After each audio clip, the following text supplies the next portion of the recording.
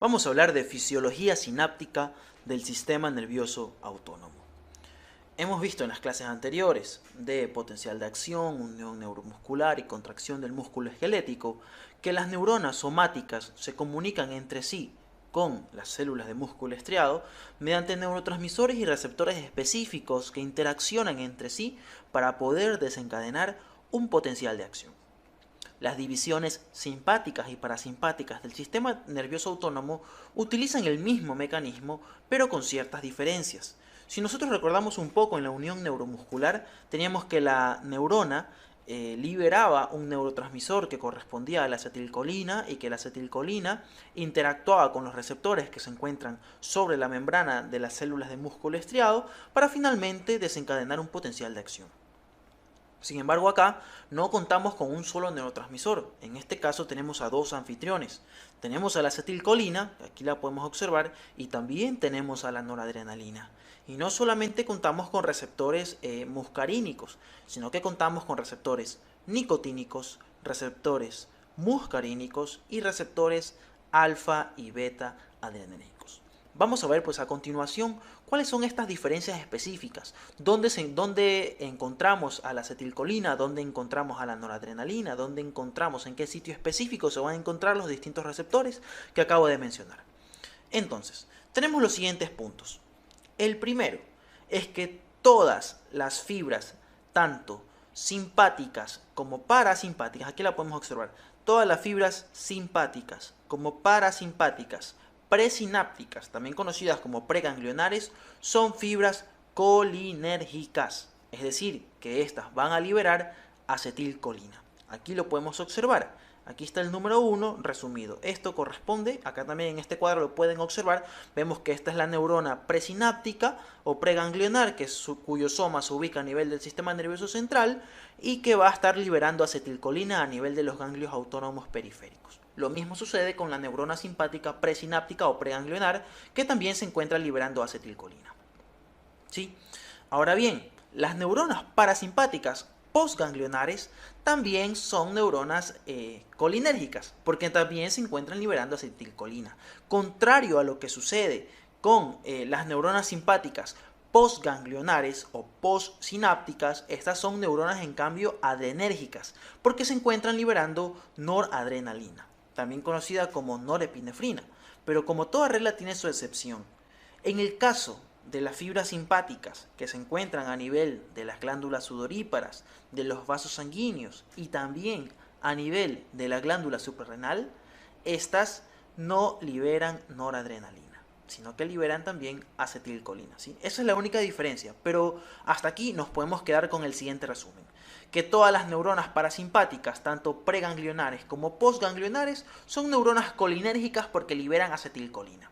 Y que en el caso de la neurona simpática preganglionar también es colinérgica porque libera acetilcolina, pero la postsináptica o postganglionar en cambio es adrenérgica porque libera noradrenalina o norepinefrina, exceptuando los casos que acabo de mencionar. Muy bien, pues, así como tenemos neurotransmisores, también necesitamos de receptores sobre los cuales van a estar actuando los neurotransmisores que acabo de mencionar.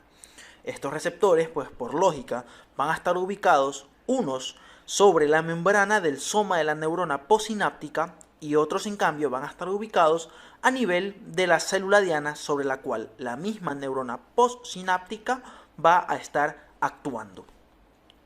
Entonces bien, tenemos dos tipos de receptores. Tenemos receptores nicotínicos y tenemos receptores muscarínicos y también tenemos receptores alfa y beta adrenérgicos. Esto es muy importante, ¿ah? Tenemos receptores nicotínicos que se encuentran ubicados tanto en el soma son nicotínicos de subtipo 2 para ser mucho más específicos. Estos receptores nicotínicos se encuentran presentes tanto en el soma de las neuronas postganglionar o postsináptica del sistema nervioso parasimpático y del sistema nervioso simpático. Sin embargo, la historia cambia cuando estamos hablando sobre la célula diana sobre la cual estas neuronas postsinápticas van a estar actuando. En el caso del sistema nervioso parasimpático, este va a contar con receptores muscarínicos, y en el caso del sistema nervioso simpático, este va a estar contando con receptores alfa y beta adrenérgicos, de los cuales vamos a estar hablando a continuación. Bueno, pues en el caso de los receptores nicotínicos no hay tanta cosa. En realidad, el único tipo que vamos a encontrar a nivel del sistema nervioso autónomo son los receptores del tipo N2, y pues estos receptores nicotínicos no son nada más que canales iónicos dependientes de un ligando. Este ligando pues va a corresponder a la acetilcolina, aunque también puede ser la nicotina, ¿sí? La misma nicotina que podemos encontrar en el tabaco o en el cigarrillo. Ahora bien, pues, hablemos de los receptores muscarínicos.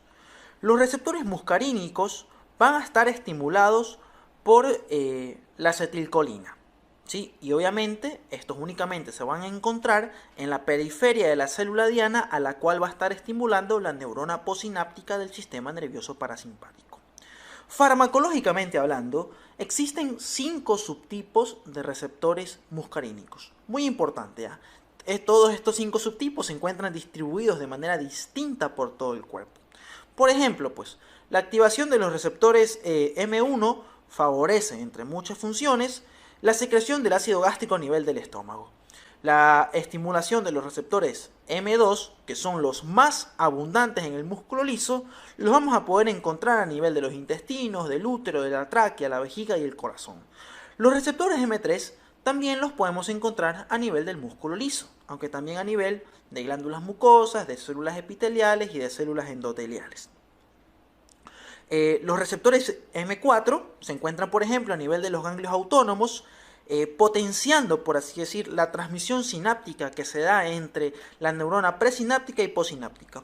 Y por último tenemos a los receptores M5, que se encuentran tanto en el músculo esfínter de la pupila, en el esófago y en la glándula parótida, así como también en los vasos sanguíneos que se encuentran a nivel del sistema nervioso central. Estos receptores muscarínicos se llaman así, ojo con esta imagen que está acá, vemos que aquí hay de baja a alta afinidad y aquí hay de baja a alta afinidad, muy importante. Los receptores muscarínicos se llaman así pues porque pueden ser estimulados tanto por la acetilcolina como también por la muscarina. Y un detalle muy importante, que quizás lo aprendan más adelante, es que estos receptores muscarínicos son bloqueados por la atropina. Recuerden que los receptores muscarínicos, al pertenecer al sistema nervioso parasimpático, y en este caso al ser bloqueados por la atropina, existe una máxima en farmacología que nos dice que la atropina es el bisturí fisiológico del vago. Recuerden que el vago es el nervio parasimpático más importante del cuerpo. Aproximadamente el 75% de las fibras parasimpáticas se encuentran concentradas en el 10º nervio craneal.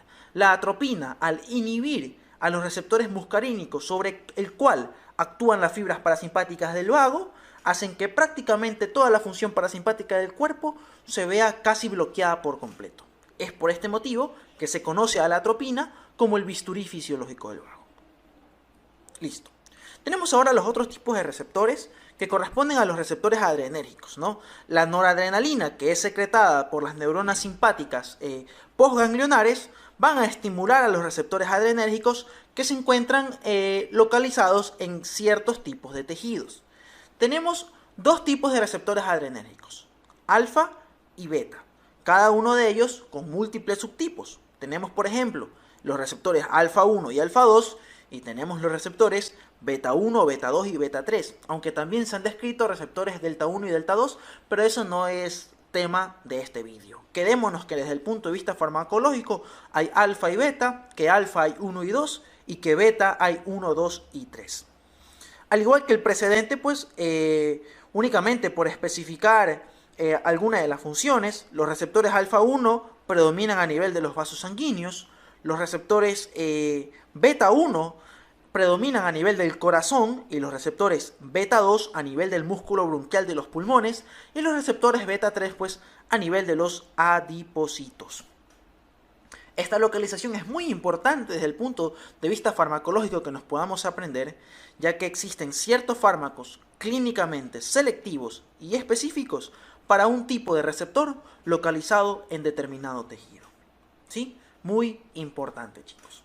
Ahora bien, pasemos a la segunda parte de este vídeo y es lo que corresponde a los neurotransmisores. Les había mencionado en un principio que nosotros tenemos 2 neurotransmisores en el sistema nervioso autónomo. La acetilcolina, que no es nueva para ustedes porque ya lo vimos en la clase de contracción del músculo esquelético, en contracción del músculo liso, ¿sí? Y también los hemos visto en potencial de acción. Y el otro neurotransmisor nuevo, que también vamos a hablar, corresponde a la noradrenalina. Antes de comenzar a hablar de todo esto, un pequeño preámbulo que ya lo tienen que saber, sin embargo, pero vale la pena recalcarlo. Esto es un esquema de músculo liso y esto es un esquema de músculo estriado.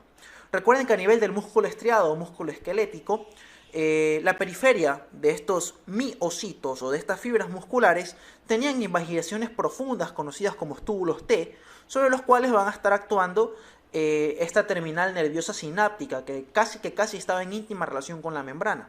Contrario a lo que sucede en el sistema nervioso autónomo con el músculo liso, que es un músculo involuntario, sobre el cual en su membrana no encontrábamos túbulos T, sino que encontrábamos invaginaciones poco profundas conocidas como caviolas. Sobre estas caviolas y sobre el resto de la membrana, nosotros vamos a poder encontrar estos receptores alfa y beta adrenérgicos, o también podemos encontrar los receptores muscarínicos, sobre el cual van a estar interactuando la acetilcolina y la noradrenalina, con la diferencia de que estas fibras autónomas, tanto simpáticas como parasimpáticas, no entran en contacto íntimo con la célula como sucedía con el músculo estriado, sino que simplemente pasan por encima de ella bajo la forma de varias, por así decirlo, vesículas. En este momento no me recuerdo el nombre específico, se me acaba de ir, me perdonan. Es como unas varicosas, unas vesículas así. No recuerdo el nombre, la verdad. Pero bueno, la cosa es que en estas vesículas se va a estar almacenando el neurotransmisor. Eso es lo importante que ustedes tienen que saber acá. Ahora bien, pues, hablemos de la acetilcolina. Ya sabemos que la acetilcolina pues, posee dos grupos. Un grupo acetilcoenzima A y un grupo colina. Y que este neurotransmisor, pues, tanto la acetilcolina, bueno, para comenzar, pues la acetilcolina o la acetilcoenzima A, para ser más específicos, es una molécula que resulta de varias vías metabólicas, como la decarboxilación oxidativa del ácido pirúvico o también como la beta-oxidación de los ácidos grasos. Por el otro lado, pues la colina en realidad es una molécula que no puede ser sintetizada por la neurona, por lo cual siempre va a ser reciclada en el proceso de destrucción de la acetilcolina que vamos a ver en un instante. Entonces, una vez que ambas moléculas se encuentran dentro del citoplasma, aquí podemos ver que la acetilcoenzima A, que es generada dentro de la mitocondria, se une con la colina gracias a la presencia de esta pequeña enzima que podemos observar acá, que se la conoce como la acetiltransferasa de colina. La acetilcolina luego es empaquetada por el aparato de Golgi y va a ser almacenada en las vesículas, lista para ser liberada cuando se genere un potencial de acción. Una vez que se genera el potencial de acción, la vesícula de acetilcolina libera la acetilcolina en el espacio sináptico. La acetilcolina actúa sobre su receptor específico, sobre su receptor colinérgico, en este caso receptores muscarínicos, ¿sí? O también receptores nicotínicos, para actuar sobre la membrana postsináptica. Ahora bien, ¿cómo sucede su degradación? La acetilcolina pues se elimina rápidamente mediante dos mecanismos.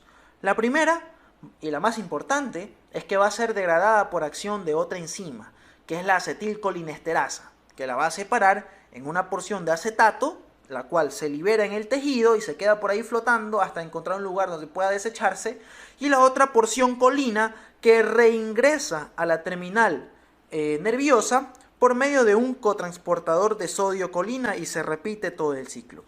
Mientras que una pequeña cantidad de acetilcolina, pues difunde hacia el exterior del espacio sináptico, perdiéndose por ahí hasta que finalmente con el tiempo se degrade. Listo, entonces acá con la acetilcolina. Hablemos ahora de la noradrenalina. Con la noradrenalina la historia es distinta, ¿sí? Y bueno, su proceso de síntesis, muy importante, ocurre no en la terminal axónica, sino que ocurre en el axoplasma, mucho más arriba.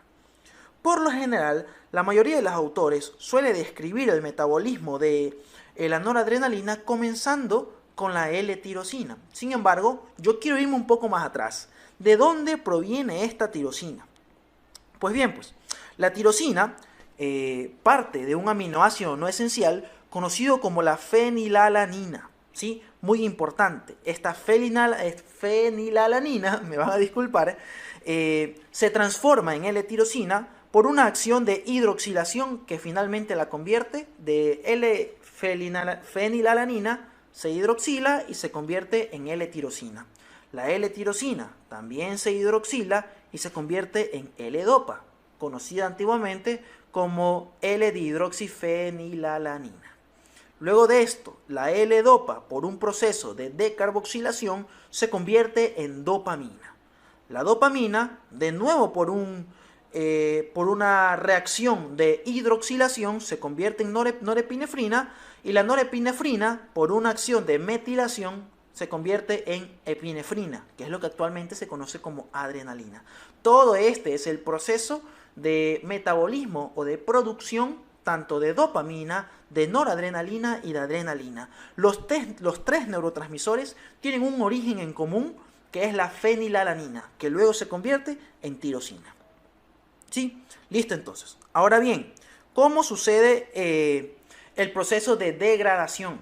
Gran parte de la noradrenalina va a ser recaptada por receptores que se encuentran en la membrana presináptica y van a reingresar hacia la terminal nerviosa. Mientras que otra porción pues, va a ser degradada por otras enzimas, como por ejemplo la monoamino oxidasa.